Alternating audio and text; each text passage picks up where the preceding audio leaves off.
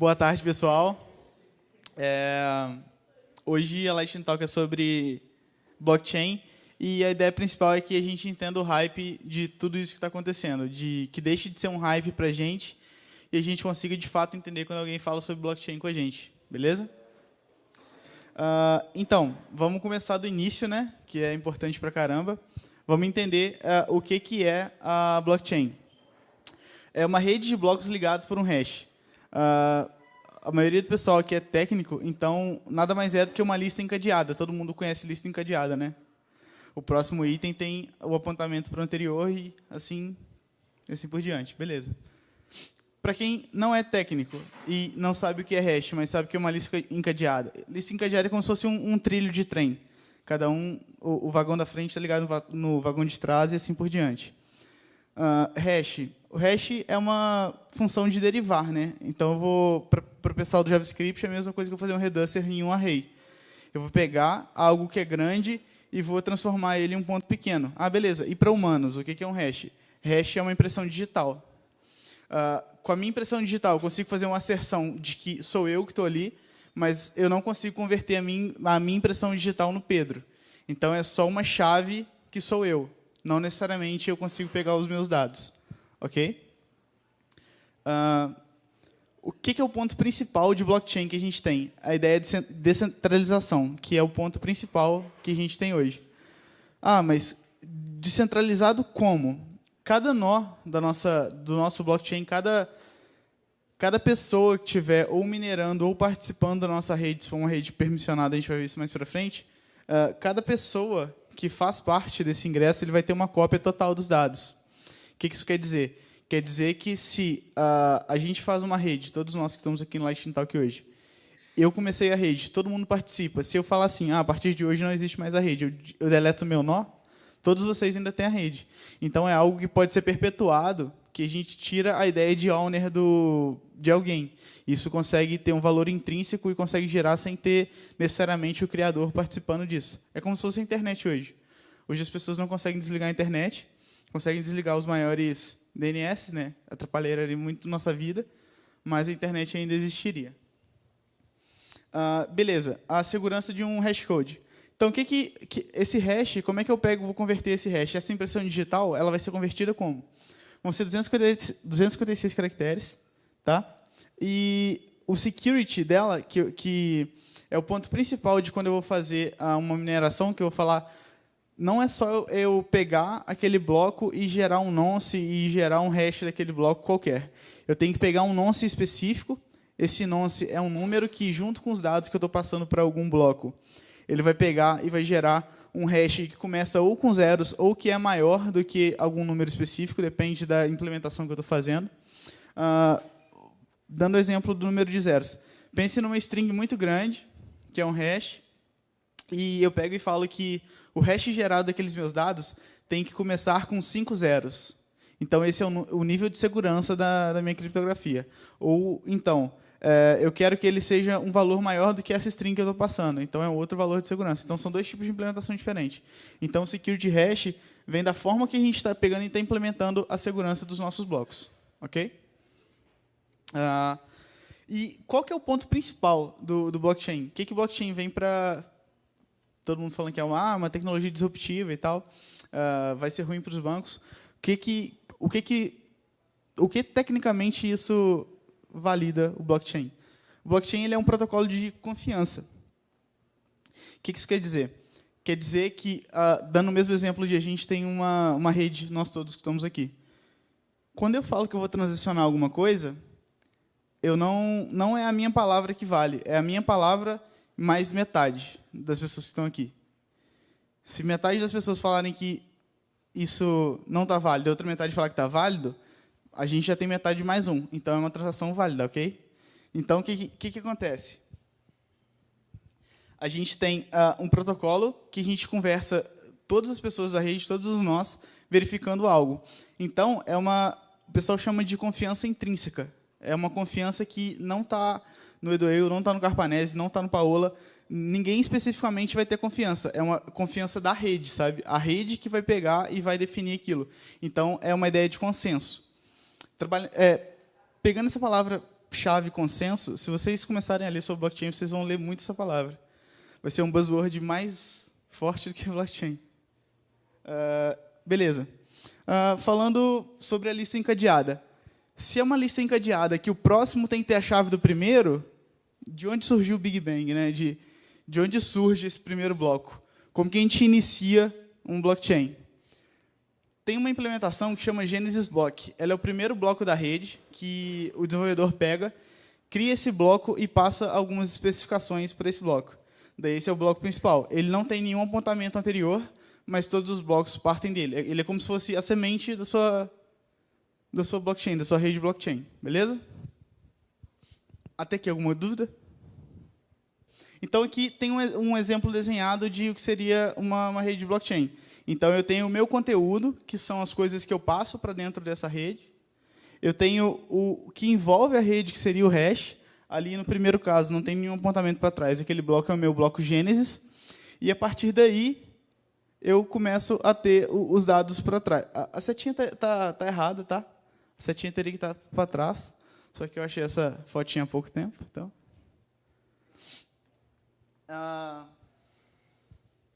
Beleza. E como isso é imutável? Como é que eu trago confiança para isso? Como é que, quando eu passo um dado para a rede blockchain, como é que eu falo que isso não foi alterado? Alguém conhece o conceito de Merkle Tree? Alguém? Você aí atrás? Não estou brincando, ninguém levantou a mão, não. Então, o que vai ser? A Merkle Tree ele vai ser a soma de dois nós, gerando um nó novo com os dados dos dois nós anteriores. Beleza. Ali eu tenho uma cor. Eu coloquei o exemplo de cor, que é um dos exemplos mais fáceis para a gente entender. Eu tenho a cor A, beleza? É aquele azul ali. Daí eu tenho a cor B, que é um azul ou verde, não sei. É uma cor que algumas pessoas vão falar que é verde, outras pessoas vão falar que é azul, mas enfim. A soma dessas duas cores gera a cor AB para a gente, certo? Aí, beleza, eu tenho a cor C e D, aí a soma das duas cores gera a cor CD, e a soma da cor AB mais a cor CD gera ABCD e assim por diante, né? Até a gente criar o root aqui com esse marrom, não sei se é um marrom, meio cinza, sei lá, whatever. O que é interessante da Merkle Tree? Se eu for em qualquer nó desses e mexer na cor, eu vou alterar o valor da minha raiz. Então, eu posso acertar o valor da minha rede toda olhando só para a minha raiz. Eu não preciso olhar bloco a bloco para ver se ele está válido. Se eu salvei aquela cor ali, 8E7560, se eu salvei aquela cor, alguém fez alguma alteração, isso vai impactar diretamente naquela cor. E se eu pegar e fizer o assert só daquele cara ali, eu sei que a rede já foi alterada. Então, eu consigo invalidar os dados dela. Então, Merkle Tree é o ponto-chave da segurança e da criptografia do blockchain. Então é isso. Não, mentira. Mentira. Pontos interessantes para a gente pegar e conversar sobre blockchain. Blockchain não é Bitcoin, tá? Blockchain é como se fosse uma especificação de um motor e o Bitcoin é um carro, ou um Fusca, ou qualquer coisa. Não que o Fusca não seja carro, né? Mas... beleza. Blockchain, no início, o blockchain surgiu com o Bitcoin. Os dois surgiram juntos. Eu acho que por isso que muitas pessoas têm um problema de pegar e confundir. Porque Satoshi Nakamoto, que é o cara que pegou e criou o Bitcoin, ele que escreveu o white paper do blockchain. O white paper, todo mundo fala sobre o que é blockchain, blockchain. Blockchain é uma tecnologia. Não, blockchain não é necessariamente uma tecnologia. Blockchain é um protocolo, tá? É uma forma de como esses dados vão se comunicar, como esses dados vão ser salvos e como esses dados vão ser persistidos. Ok? Então, a gente tem o protocolo blockchain, que é o white paper que foi escrito pelo Satoshi.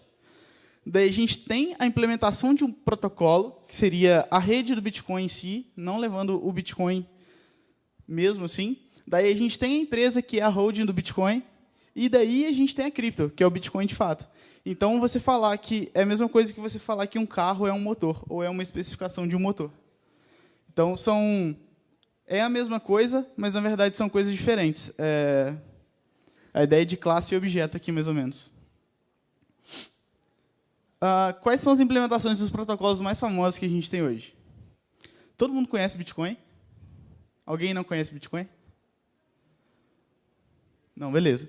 Então, Bitcoin é a percussora disso tudo. Ele é uma rede que gira em torno de cripto. Um ponto interessante para a gente entender sobre os protocolos de blockchain é que cada protocolo específico, cada implementação de protocolo específico, ele tende a resolver um problema. Ele tem uma especificidade. Ele vai funcionar para algo, ok? Então, a gente tem o Bitcoin, que trabalha com a ideia de transferências monetárias. O core do Bitcoin é isso. A gente tem do lado o Ethereum, que surgiu inicialmente de um fork do Bitcoin. A galera que estava mexendo com o Bitcoin começou a mexer com uma outra ideia, porque eles queriam fazer algo diferente, que seria a ideia da implementação de smart contracts, que é meio que a gente criar programas para fazer com que isso rode em uma rede blockchain. Tá? Daí a gente tem a Ripple, que é um caso interessante de uma blockchain privada, que é um banco que fala que suas transações internamente rodam com blockchain. Quem quiser dar uma pesquisada, é bem legal. Daí a gente tem Hyperledger, que ele é parecido com o Ethereum, só que o Ethereum, a diferença é que ele tem uma cripto, a gente tem o Ether, né, o Ether, rodando em cima do protocolo Ethereum, e é como se fosse o Bitcoin. A gente consegue comprar, e isso tem a mesma oscilação de ações, né, que a gente conhece, igual acontece com Bitcoin. Daí a gente tem a Corda, que é também uma muito interessante, que eu poderia... Cada implementação desse protocolo aqui, eu poderia fazer um Lightning Talk separada de tantas coisas que a gente consegue fazer com cada um. E a gente tem uma que é bem interessante, que é a IOTA. A IOTA, o valor intrínseco dessa moeda, né, da moeda e da rede blockchain, está em IoT. Então, é uma coisa específica para você rodar blockchain usando IoT. Ok? Beleza. Descentralizado como? Um bom exemplo de como acontece essa descentralização é o Git. Todo mundo que usa Git ou conhece Git, certo? Então, a gente tem o nosso servidor de Git e, na nossa máquina, a gente tem uma cópia, um clone que está no servidor. Se o servidor cair, a gente tem as branches, a gente consegue trabalhar só na nossa máquina, sem necessariamente usar o servidor. E o coleguinha do lado pode apontar, por exemplo, para o seu computador como sendo um servidor, se você tiver a porta aberta e tal, enfim. Então, é descentralizada com o exemplo do Git mesmo. Ok? Cada um vai ter uma cópia. Cada nó que vai estar rodando aquela blockchain vai ter uma cópia, assim como a gente falou antes. E a gente tem como validar as transações que estão acontecendo com vários tipos de implementação de algoritmo. A gente tem o de Proof of Work, Proof of Stake, e tem o consenso também. A ideia do consenso é o do 50% mais 1. Proof of Work é você achar o nonce e você achar o número-chave para fazer aquele hash de segurança. E o Proof of Stake é meio que eu falar assim, vocês confiam em mim, então confiem naquele cara, porque eu estou falando que ele é confiável. Daí eu coloco o dinheiro naquela transação para ela ser validada. Beleza. E como é que a gente interage com isso? Como é que nós, desenvolvedores, consumimos isso? Todas as implementações dos protocolos, eles disponibilizam ou API ou RPC. Quando eu vi isso falando que tinha gente que usava RPC até hoje, eu fiquei de cara, porque eu já não uso isso aí tem alguns anos. Ou a gente pode subir um web server normal, não necessariamente uma API. Eu vou fazer alguns requests e ele vai me retornar alguns dados. E a gente pode também interagir diretamente pelo console. A gente pode fazer scripts para conectar no nó e rodar aqueles dados. Beleza. Quais tipos de blockchain que a gente tem? A gente tem blockchains principalmente públicas e privadas. Pública é o Bitcoin, por exemplo, o Ethereum com o Ether. Redes privadas que a gente pode pegar, fazer um fork de qualquer uma dessas redes, colocar em um computador nosso para rodar. Daí isso vai ser uma rede necessariamente privada. E essas redes privadas de escopo, né, que eu estou falando, e as redes privadas de permissão.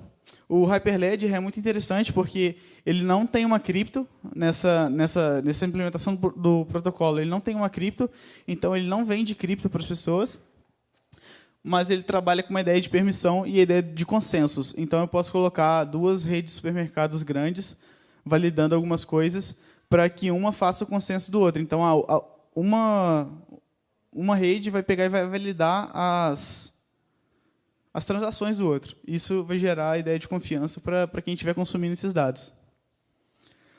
Um exemplo de uma rede privada, de como a gente consegue fazer uma rede privada com Ethereum, é o Go Ethereum, que é o Geth. É uma implementação em Go que implementa o protocolo de blockchain especificamente para o Ethereum. Okay? E na sua máquina você consegue pegar e fazer um fork e criar um block Genesis e começar a implementar os seus smart contracts sem problema nenhum. E o ponto principal disso é o armazenamento de dados imutáveis, porque você vai trazer uma segurança para o seu usuário que aqueles dados vão ser imutáveis. Lembrando da ideia da Merkle Tree. Okay? Então, aqui eu trouxe um exemplo de como seria uma transação de uma cripto. Eu tenho o Marcos Pianter fazendo uma transação para o Axel Rose, de R$9.000 ali. Beleza? Só que não é assim que a rede funciona. A rede funciona com criptografia assimétrica. Então, todo mundo tem uma chave pública e todo mundo tem uma chave privada. Então, o endereço da chave pública do Marcos vai fazer uma transferência para o endereço da chave pública do Axel. Okay? Então, ali, o segundo passo, já estamos com as chaves públicas. E quando eu tento fazer uma transação, eu vou transferir um Ether para o Edoil. Isso vai para um pool de transações. Isso vai ficar pendente, então eu vou estar com status de pendente ali na frente. Ok? Esse status de pendente ali, quando eu faço a transação, ele vai criar uma assinatura. O que é essa assinatura? É eu pegando o timestamp da hora que eu estou fazendo aquela transação e convertendo com a minha chave privada para que todo mundo tenha certeza de que fui eu que estou fazendo aquela transação. Ok? Não vou perder muito tempo aqui explicando o que é chave pública e privada, porque eu acho que, se não todo mundo, a maioria das pessoas vão saber como funciona. E, a partir do momento que essa assinatura é validada, ela gera uma data e a hora de quando isso aconteceu, de quando bateram o martelo. Se vocês derem uma olhada ali, a data e a hora de todas as transações daquele pool que estava ali pendentes, todas elas foram validadas no mesmo instante. O que isso quer dizer? Quer dizer que um bloco não necessariamente tem só uma transação. A gente pode ter várias transações em um bloco só. Porque, como eles salvam metadados, eu posso... O quanto de informação que eu tiver, eu consigo fechar num bloco. E isso gera o nosso Transaction ID ali, que aquele ponto ali é o ponto de validação que aquela transação é verdadeira. E falar sobre as aplicações, como que as pessoas estão utilizando isso hoje em dia. Tá? Tem um case muito grande que é a OriginalMy. Alguém conhece a OriginalMy? OriginalMy é uma empresa de validação de documentos que eles têm uma parceria com o cartório. Aí, como funciona?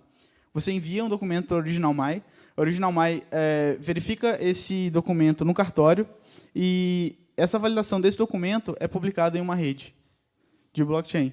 Então, em qualquer lugar, você pode pegar e mostrar aquele documento validado em uma rede. Entendeu?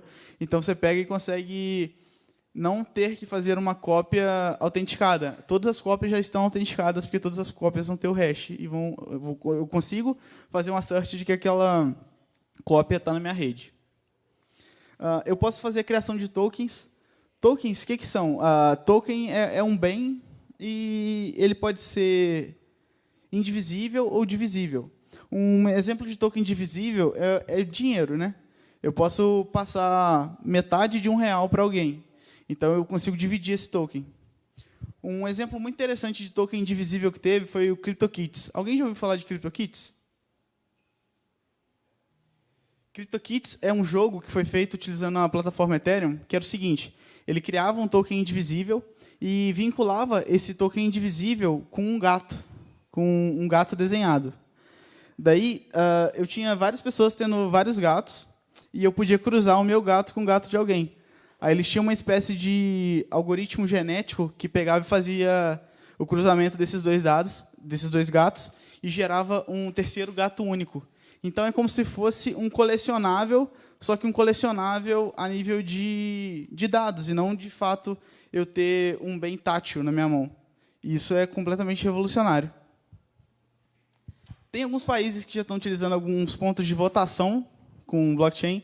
Então, eu tenho um token indivisível e eu vou votar no Danilo para presidente. Então, eu transfiro o meu token para o wallet dele, para a carteira dele. Então, no final, os presidenciáveis, quem tiver com mais dinheiro, com mais tokens na carteira, é quem teve mais votos. Então, a pessoa ganha. Eu consigo fazer a ideia de crowdfunding, que eu consigo criar tokens que valem dinheiro para eu pegar e dar dinheiro para algum projeto acontecer em conjunto. Eu consigo fazer smart contracts. Smart contracts é eu desenvolver algo que roda em cima de uma rede blockchain. E é isso. Agora é obrigado de verdade. E antes das palmas, vocês podem bater palma, mas antes eu queria falar que a gente está na DB1 começando com um projeto utilizando blockchain. E a gente está desenvolvendo esse projeto fora do horário de trabalho. Eu queria que, se alguém tem interesse em participar do projeto, não necessariamente desenvolvendo smart contracts, pode ser no desenvolvimento de front-end, de back-end normal, entre aspas, assim, manda uma mensagem para mim para a gente conversar. A gente vai captar alguma dessas pessoas que têm interesse em investir esse tempo fora da DB1 para viabilizar o projeto. Então, se alguém tiver interesse, manda mensagem para mim no Teams. Quem não sabe quem eu sou, meu nome é Pedro Masla. Eu não me apresentei, desculpa. E é isso.